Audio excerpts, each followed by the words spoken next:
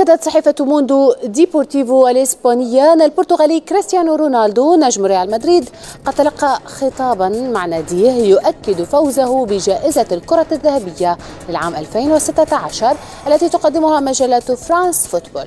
الصحيفة قالت أنه رغم تحديد يوم الاثنين المقبل موعدا لمنح الجائزة فإن الأمر قد حسم لمصلحة رونالدو المتوج بدوري أبطال أوروبا مع الريال وبطولة أوروبا مع البرتغال، متفوقا بذلك على الأرجنتيني ليونيل ميسي نجم برشلونة.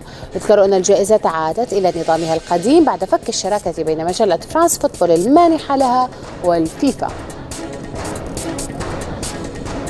نبقى مع أخبار رونالدو. وفي تطور جديد في قضية التهرب الضريبي، ذكرت تقارير إعلامية أن مدعية في مصلحة الضرائب طلبت كل المستندات المتعلقة باللاعب، وسيتم على ضوء هذه المستندات التي ستكون من ضمنها المعلومات التي استندت إليها التقارير الإعلامية سيتم اتخاذ قرار بتحويل النجم البرتغالي للمحاكمة من عدمه.